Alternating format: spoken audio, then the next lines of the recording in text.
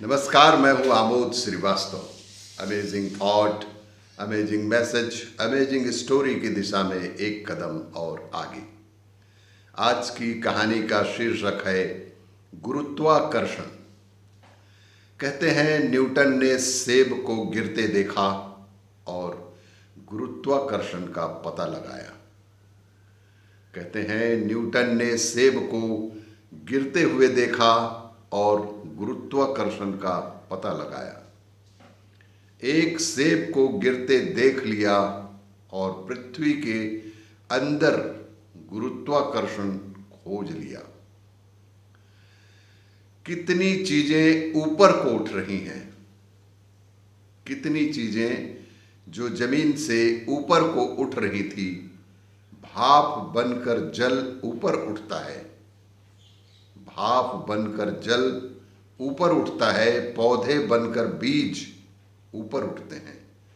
अग्नि को कहीं भी जलाओ, अग्नि को कहीं भी जलाओ, ऊपर की तरफ उठती है। फिर यह नियम क्यों नहीं खोजा कि ये चीजें ऊपर किस कारण से उठते हैं?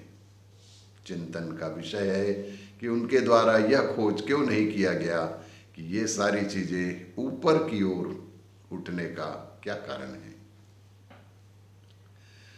ऋषि कणाद ने हजारों साल पहले वैशेषिक दर्शन में गुरुत्वाकर्षण का कारण बताया।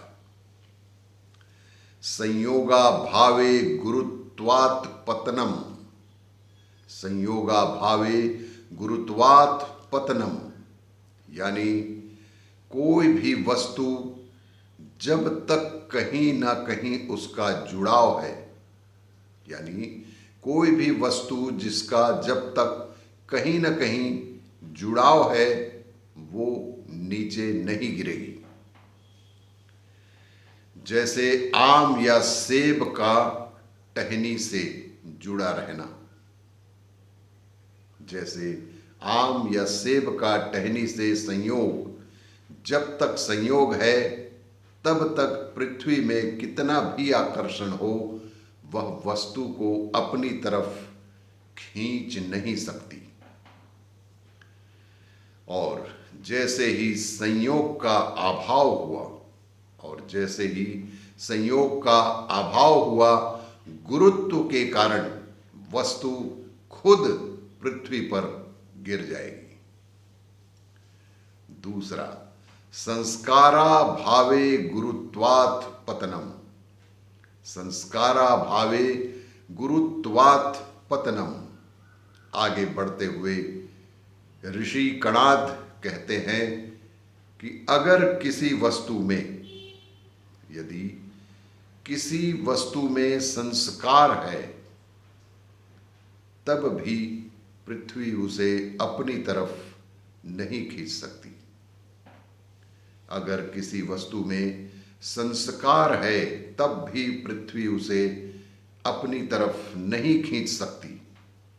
संस्कार का अभाव होने पर ही वस्तु गुरुत्व के कारण पृथ्वी पर गिरेगी। ऋषि कणाद ने संस्कार 3 प्रकार के बताए हैं। ऋषि कणाद ने इसी संदर्भ में संस्कार के 3 प्रकार बताए हैं। पहला है वेग, दूसरा है भावना और तीसरा है स्थितिस्थापक। तो इन 3 में से वेग संस्कार जिस वस्तु में है,